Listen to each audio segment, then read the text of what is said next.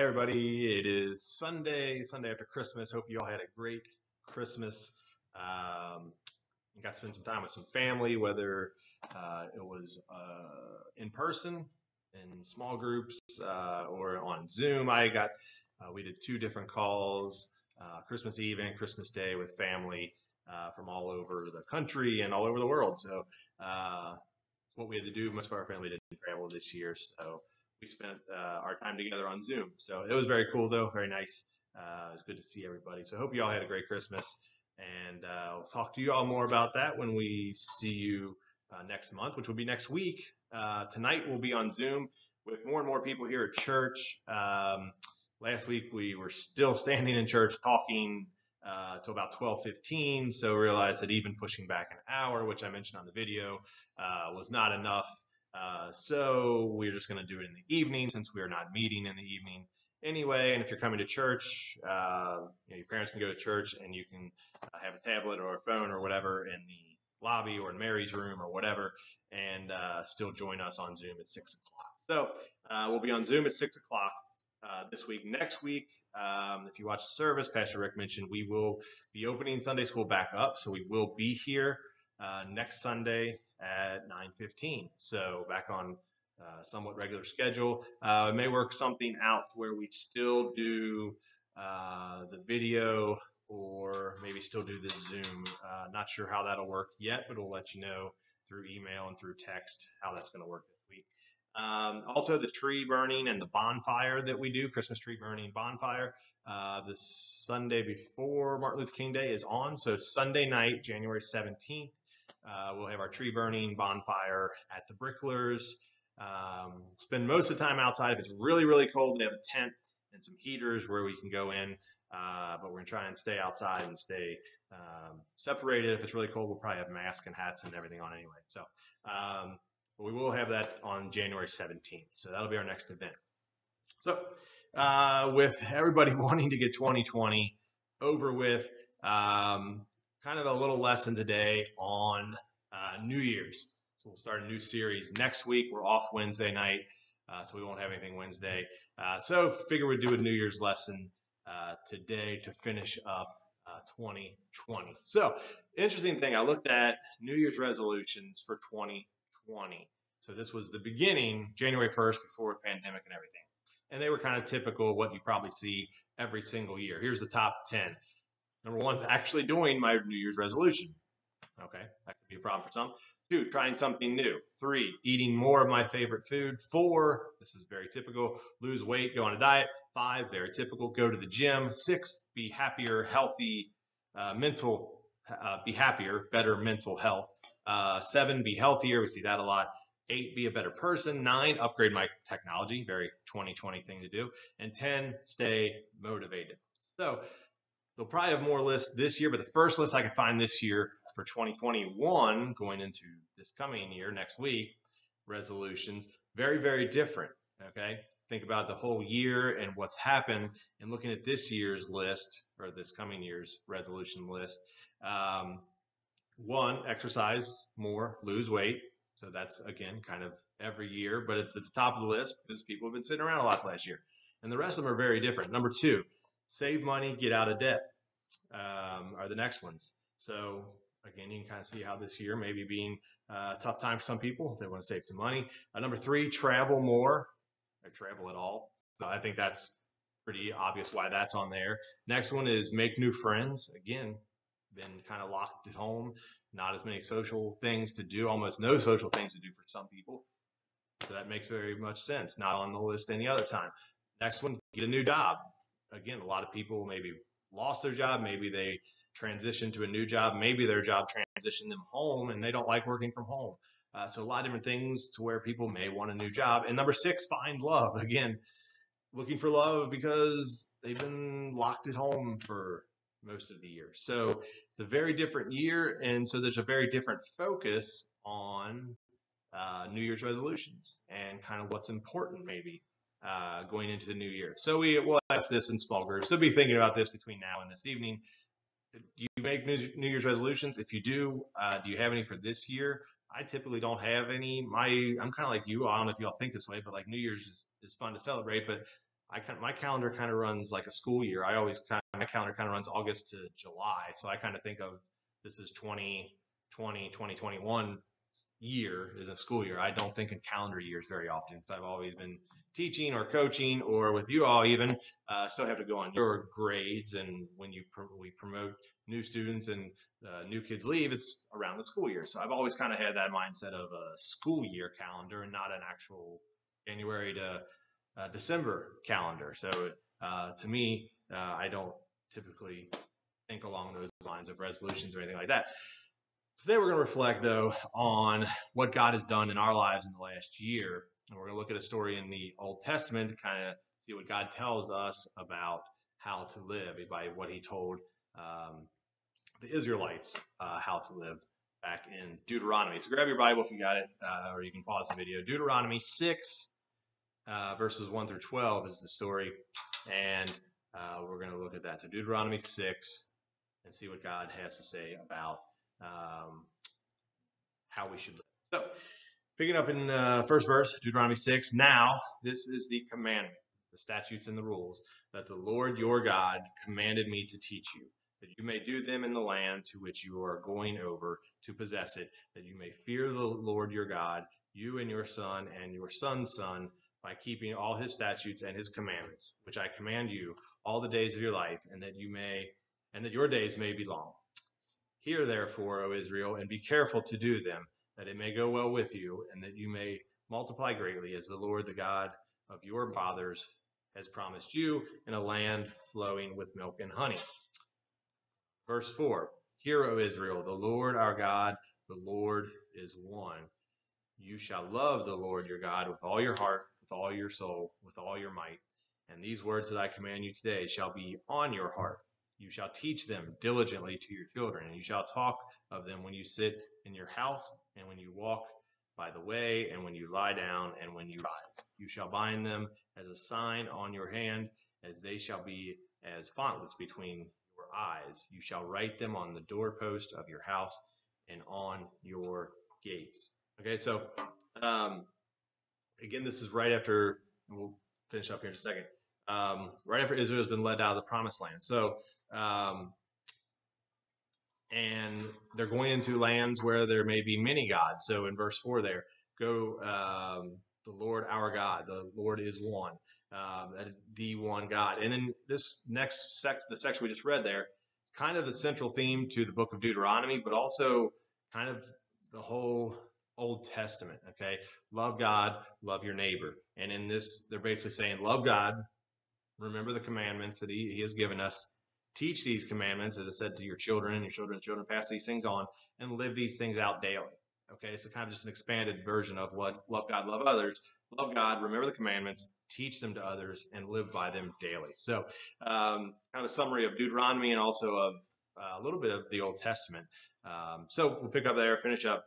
And when the Lord your God brings you into the land that he has sworn to your fathers, again, the promised land, to Abraham, to Isaac, and to Jacob, to give you with great and good cities that you did not build, and houses full of all things that you did not fill, and cisterns that you did not dig, and vineyards and olive trees that you did not plant, and where you eat and are full, then take care lest you forget the Lord who brought you out of the land of Egypt, out of the house of slavery. So, main commandment that God tells the Israelites are told, make sure you do not forget the Lord, right? Well, that seems simple. And why do you think the Israelites would forget the Lord? Well, because they did it all the time, right? We talk about this cycle in the Old Testament all the time of Israelites and how they fail and God's call out to God and he comes and rescues them.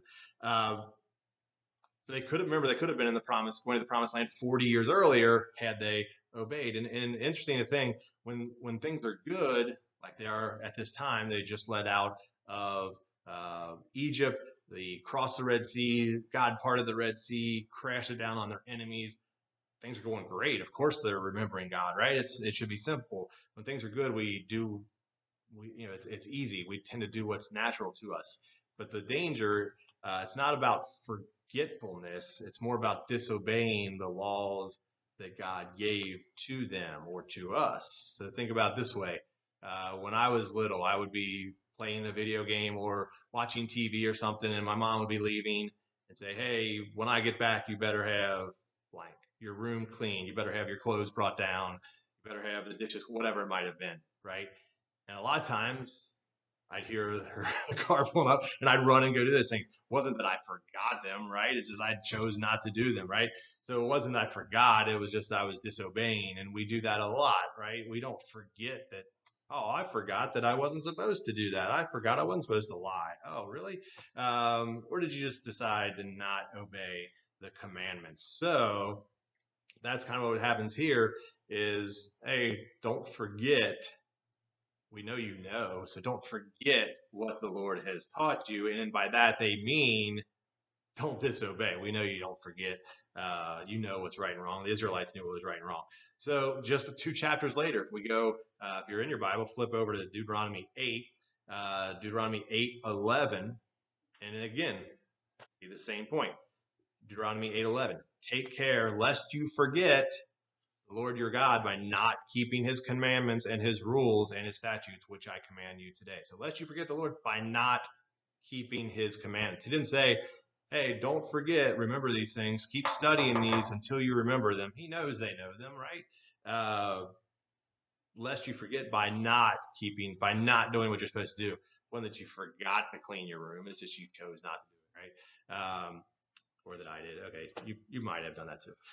So the verse tells us this: the way that we forget is by disobeying God's commandments. We want to remember and reflect on what God has done for us, so we don't forget those things. So when we think about this last year, what are we truly thankful for? And so we want to think about that, even though this time of year, especially, we tend to focus on things we don't have, or things that have gone poorly, or things that are going negatively or badly, right? We tend to focus on those things.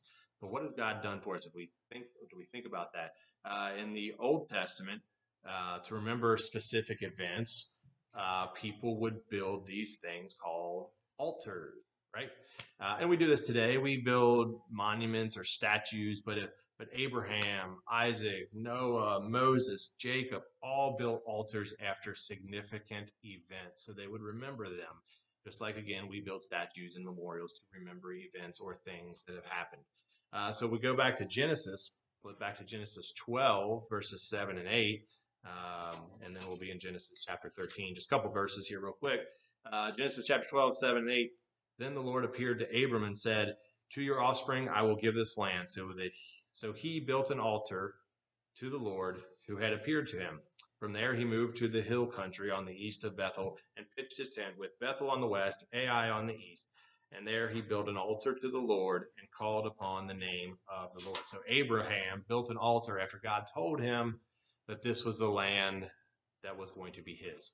Later on, Abraham goes back. If we flip ahead just one chapter, a few verses, Genesis 13, verses 3 and 4, it says, and he journeyed on from Negev as far as Bethel to the place where his tent had been at the beginning, between Bethel and Ai, to the place where he had made an altar at the first. And there Abram called upon the name of the Lord. So not only did he build something to signify this event, he also traveled back to connect with God at that place again.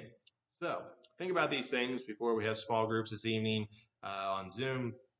Take a moment to reflect on what has happened in this past year. Again, it's easy to reflect on the negative and all the bad things because a lot of bad things have happened. It's not been a good year for most people.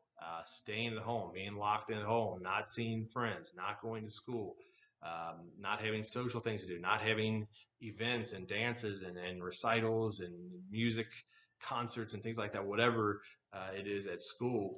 There's a lot of negatives that we could focus on, right? Throughout all that, just with our group, we've had a ton of new members this year. That's been a great thing that I would count as a blessing for us. We were still able to have a couple of the events, the pool party and the Halloween party before we had to shut down again. And we were still able to serve not as many things, but we're still able to do Madison Avenue for 10 of the 12 months this year. Okay, so yeah, we missed out on a lot of things. We missed out on a Christmas party and a bunch of monthly events that we would have done, a bunch of times that we would have met here in the youth room on Sundays and Wednesdays, but we still had some things that were positive. We could look at a lot of different negative things, but a lot of times, again, that's what we focus on this time of year. So it can be difficult to focus on what God has done for us, kind of like the Israelites. They just been escaped slavery, escaped Egypt, and it was like, remember God. It's like, at that point, it's easy. Well, kind of like for us during this time of year, it can be difficult for us to focus on those things. So we want to take the opportunity to think about things that God has done in our lives in the past year. And again, those verses, Deuteronomy, verse 4 through 9, we talked about out of Deuteronomy 6. Again, it's kind of the central theme and kind of the focus, even of the Old Testament, of love God, remember the commandments, teach others these commandments, and live by these things daily. So we'll talk in small groups more about this, but think about, what are some things that you were thankful for in this last year? Because there are some things, right?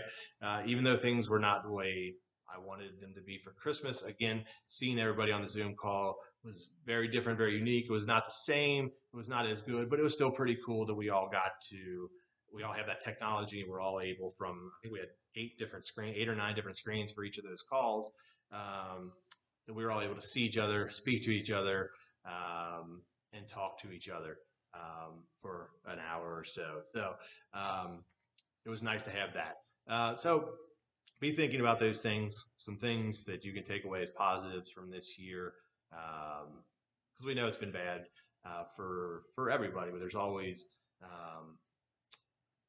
there's always good things that we need to focus on as well. So try to remember what God has done for us in the past year of this life, and we'll talk more about this in small groups at 6 o'clock on Zoom. You'll get that invitation later on this afternoon. And again, hope you all had a great Christmas, and we will be back in here next Sunday. If you want to or are able to come to Sunday school, we will be here next week, and we'll let you know what else we're doing. If you can't make it, as far as videos, maybe we'll keep the Zoom call in the evening. We'll let you know on what we're doing next week. And don't forget the tree burning party bonfire on January 17th. So we'll see you on Zoom tonight, and hope to see you all soon.